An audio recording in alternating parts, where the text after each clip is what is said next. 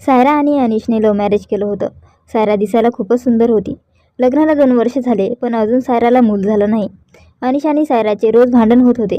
अनिश सायराला म्हणायचा, तू साधं मला मूल पण देऊ शकत नाही, तुझा काय फायदा. आता तिची सासूसुद्धा तिला टोमणे मारत होती. हे सगळ्याला कंटाळून तिने सगळे मेडिकल चेकअप केलं. ते सगळं नॉर्मल होतं, तिच्यात काहीच दोष नव्हता. तिने आता अनिशला त्याचं मेडिकल चेकअप करायला सांगितलं. तो आधी नकार देत होता, नंतर त्यानेही त्याचं मेडिकल चेकअप केलं. सगळं नॉर्मल होतं, त्याच्यातही काहीच दोष नव्हता. मूल होत नाही म्हणून अनिशने सायराला घटस्फोट दिला. 2 वर्षानंतर त्याला त्याच्या या कृत्याचा पश्चाताप व्हायला लागला होता. त्याला आता सायरासोबत पुन्हा लग्न करायचं होतं. हलाला पद्धतीनुसार 3 वेळा तलाक दिलेल्या आपल्या पत्नीसोबत परत लग्न करायचे असल्यास सायराला अन्य पुरुषासोबत प्रथम लग्न करावे लागेल. नंतर त्याच्याबरोबर संबंध प्रस्थापित करावे लागतील. संबंधानंतर त्या पुरुषाने सायराला 3 वेळा तलाक द्यायचा. मग परत अनिशला सायरासोबत लग्न करता येईल. म्हणून त्याने त्याच्या मित्राला त्याच्या बायकोसोबत लग्न करण्यासाठी तयार केले. त्या मित्राने सायरासोबत लग्न केले. लग्नाच्या पहिल्याच रात्री अनिशच्या मित्राने तिला असं काही सांगितलं की तिच्या पायाखालची जमीनच सरकली. अनिश आणि सायरा दोघे प्रेमात अखंड बुडालेले होते. त्याला तिच्याशिवाय काही सुचत नव्हतं. तर तिच्या डोळ्यासमोर सतत त्याचा चेहरा असायचा. दोघे एकाच कॉलेजमध्ये शिकत होते. पाहता क्षणी दोघेही एकमेकांच्या प्रेमात पडले. सायरा दिसायला अतिशय सुंदर होती. अभ्यासात पण हुशार होती. स्वभाव शांत होता पण कठोर निर्णय घ्यायला मागे पुढे न पाहणारा निग्रही स्वभाव होता. तर अनिश साक्षात मदनाचा पुतळाच होता. अभ्यासात सर्वसाधारण होता. त्याच्या वडिलाचा मोठा व्यवसाय होता. स्वभाव उथळ, शीघ्रकोपी होता. वडिलांच्या पैशाचा घमंड स्वभावातूनच झळकत होता. त्यातच अनिश हा एकुलता एक असल्यामुळं त्याला शिक्षणाची फारशी गरजही नव्हती. बरोबर त्याच्या उलट सायराची परिस्थिती होती. वडिलांची आर्थिक परिस्थिती सामान्य होती. त्यातच तिला अजून 2 बहिणी होत्या. ती सर्वात मोठी असल्यामुळं जास्तीत जास्त शिकून आपला व आपल्या कुटुंबाचा उद्धार केल्याशिवाय गत्यंतर नाही याची सायराला जाणीव होती. अरविंदही दिसायला देखणा होता. अभ्यासातही हुशार होता. घरची आर्थिक परिस्थिती उत्तम होती. त्याचा स्वभाव मनमिळाऊ होता. दुसऱ्याचं मन कधीही न दुखावणारा. अरविंदलाही मनातून सायरा आवडत होती. पण त्याने कधीच आपल्या प्रेमाबद्दल तिला सांगितले नाही. कारण अरविंदला माहिती होतं की सायराला अनिश आवडत आहे आणि आपल्याकडे सायरा एक मित्र या भावनेनेच पाहते. तिच्या या भावनेचा आपण आदर केला पाहिजे अशी ह्या अरविंदची विचारसरणी होती. कॉलेजची कशीबशी 2 वर्ष करून अर्धवट शिक्षण सोडून अनिश आपल्या वडिलांच्या बिझनेसमध्ये लक्ष देऊ लागला. आपोआपच अनिशचं व सायराचं भेटणंही आता कमी झालं होतं. पण म्हणून प्रेम कमी झालं असं नव्हतं. कॉलेजात अरविंदचं आणि सायराचं भेटणं बोलणं वाढू लागलं होतं. अरविंद सज्जन होता. त्याने कधीच या परिस्थितीचा गैरफायदा घेतला नाही. पण अनिशला सायराचं अरविंदसोबत बोलणं फारसं आवडत नसे. आपण लवकरात लवकर लग्न करूया असे अनिश अनेकदा सायराला बोलूनही दाखवे. पण तिच्या मनात इतक्या लवकर लग्न करण्याचा कोणताही विचार नसल्याने ती दुर्लक्ष करत असे. दिवसामागून दिवस गेले. तिचं कॉलेजचं शिक्षण पूर्ण झालं. आता अनिश लग्नासाठी हट्ट करू लागला. सायराला नोकरी करून आपल्या वडिलांना मदत करायची होती. बहिणींची शिक्षण पूर्ण करायची होती. पण अनिश ऐकायला तयार नव्हता. तुझ्या बहिणीच्या शिक्षणाचा लग्नाचा खर्च मी करेन, अनिशने असे आश्वासन दिले. अखेर तिच्या वडिलांनी आपल्या मुलीला समजावले व दोघांचे लग्न लावून दिले. 3 वर्ष आनंदात गेली. दोघांच्या छोट्या मोठ्या तक्रारी व्हायच्या. पण सायरा एक पाऊल मागं घ्यायची. अनिश दिवसभर बिझनेसच्या कामानिमित्त बाहेर असायचा. सायरा घरात बसून बसून खूपच कंटाळून जायची. 3 वर्ष झाली लग्नाला तरी घरात पाळणा हलत नव्हता. सायराने तिचे सगळे मेडिकल चेकअप केले. सर्व रिपोर्ट नॉर्मल होते. वैद्य हकीम झाले पण गुण काही येत नव्हता. ती सतत हाच विचार करायची की मुलं असतं तर त्याचे संगोपन करण्यात वेळ छान गेला असता. दिवसभर घरात भूतासारखं बसायचा कंटाळा आला होता तिला. तिला अजून शिकायची इच्छा होती. शिकण्याच्या निमित्तानं वेळ चांगला जाईल या उद्देशाने एके दिवशी तिने आपली इच्छा अनिशला बोलून दाखवली. त्याने स्पष्ट नकार दिला. तो म्हणाला, आमच्या घरात लग्न झालेल्या स्त्रिया कॉलेजमध्ये जात नाहीत. असे म्हणून अनिशने तिची इच्छा मारण्याचा प्रयत्न केला. या प्रयत्नात त्याच्या आईवडिलांनीही आपल्या मुलाला साथ दिली. शिक्षणापेक्षा आम्हाला नातू दे असे टोमणे मारत होते. ती मनातून फार दुःखी होती. आपला नवरा आपल्याला समजून घेत नाही ही खंत तिच्या मनात होती. तिचं दुःख ती अरविंदला फोनवरून बोलून दाखवत असे. अरविंद तिला धीर देत असे. एके दिवशी अनिशचं आणि सायराचं मूल न होण्यावरून जोरजोरात भांडण झालं. अनिश म्हणत होता, तू मला बाळ देऊ शकत नाहीस, तुझा काय उपयोग. तुझ्यासोबत लग्न करून मला पश्चाताप होतोय. सायरा फक्त इतकंच म्हणाली होती की मी जसे मेडिकल चेकअप केलंय तसं तू पण करून घे, म्हणजे नेमका दोष कोणाच्यात आहे ते समजेल. बस या बोलण्यावरूनच अनिश भयंकर चिडला होता. अनिशने त्याच्या पौरुषावर संशय घेतला गेलाय असा समज करून डोक्यात राग घालून घेतला होता. सायरा शांत होती व निग्रही होती. ती ठाम होती. तिने आपले म्हणणे कायम ठेवले होते. मेडिकल चेकअप करायला घाबरतोस का. असा खुला सवाल तिने अनिशला केला आणि त्याचं पित्त अधिक खवळलं आणि त्याच रागाच्या भरात त्यानं तलाक तलाक तलाक असा 3 वेळा उच्चार केला. सायरा तरीही शांत होती. अनिश रागाने थरथरत होता. सायराचं शांत असणं अनिशला अधिक खटकत होतं. त्याने परत 3 वेळा तलाक हे शब्द उच्चारले. एवढ्या भांडण्यावरूनच त्याचा तलाक झाला. सायरा तिच्या माहेरी गेली. सायराला आपल्या अब्बूच्या घरी येऊन आता 6-7 महिने झाले होते. या 6-7 महिन्यात अरविंदने सायराला खूपच मानसिक आधार दिला.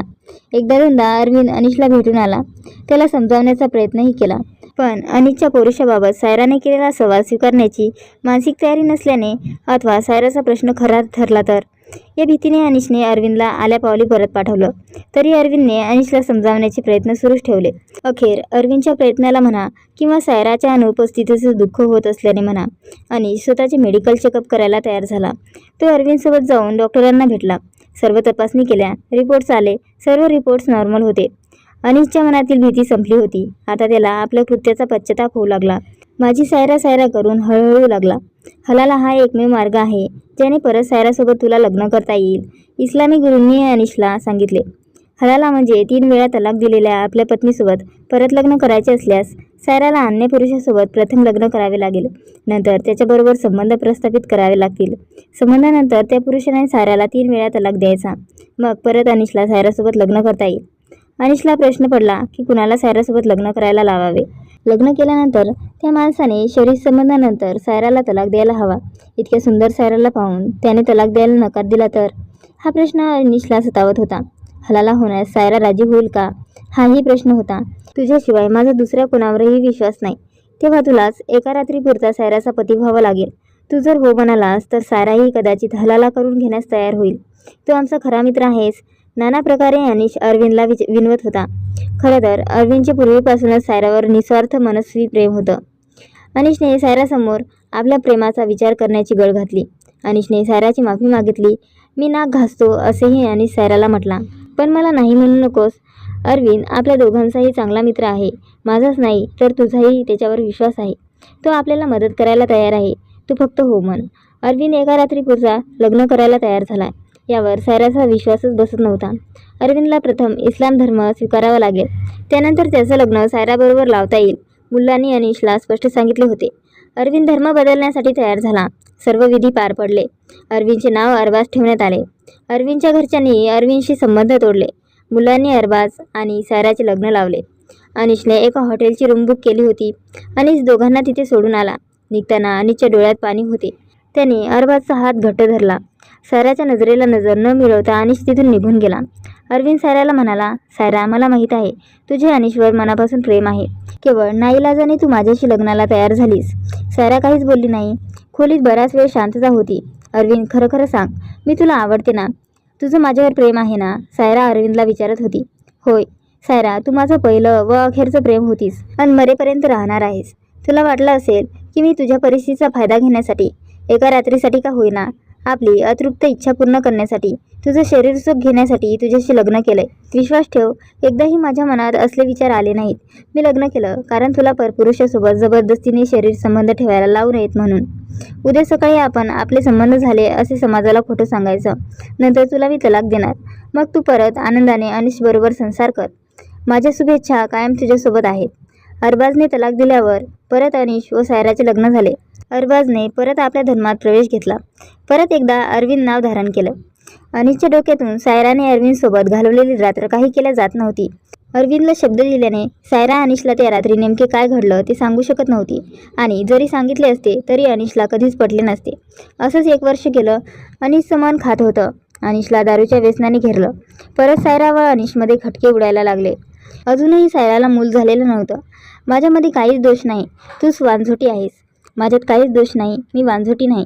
सायराच्या मनात अनिशच्या व अरविंदच्या स्वभावाची तुलना होत राहिली. एक दिवस अनिश दुसरं लग्न करून शबनम या आपल्या दुसऱ्या पत्नीस घरी घेऊन आला. सायराला हा धक्का सहन झाला नाही. अनिशसोबत कडाक्याचं भांडण झालं. तू मला मूल देऊ शकत नाहीस म्हणून मला दुसरं लग्न करावं लागलं असा अनिश सायराला म्हणाला. तिलाही प्रचंड राग आला. अनिश प्रथम मला तलाक दे, मगच हिला घरात आण. अनिशने परत सायराला तलाक दिला. सायरा परत आपल्या वडिलांकडे आली. अरविंदला सर्व हकीकत समजली. त्या रात्री काय घडलं ते सांगण्यासाठी अरविंद अनिशकडे जाण्यासाठी सायराच्या घरून निघतो. अनपेक्षितपणे सायरा अरविंदचा हात धरून ठेवते. मला खरंच माहीत नाही की मी तुला मूल देऊ शकेल की नाही, तरी तू माझ्याशी लग्न करशील का? या प्रश्नाला काय उत्तर द्यावे या विचारात बराच वेळ गेला. अत्यंत उद्वेगाने सायरा परत विचारते. अरविंद उत्तर देतो, मी सायराशी लग्न करायला तयार आहे. तिने मूल देवो अथवा न देवो त्याने माझ्या प्रेमात काहीच फरक पडणार नाही. तुझी माझ्या घरी सायरा म्हणून नव्हे तर सावित्री म्हणून यायची तयारी आहे का? तू जर माझ्यासाठी अरविंदचा अरबाज होऊ शकतोस तर मीही तुझ्यासाठी, तुझ्या निस्वार्थी प्रेमासाठी सायराची सावित्री होऊ शकते. पुढे सावित्रीला 2 मुले होतात. शबनम आणि अनिश अजूनही बाळासाठी प्रार्थना करत आहेत. तर मित्रांनो, कशी वाटली आजची कथा? आवडली असेल तर प्लीज लाईक आणि शेअर करा. अशाच नवनवीन कथा ऐकण्यासाठी माझ्या चॅनलला सबस्क्राईब करा. धन्यवाद.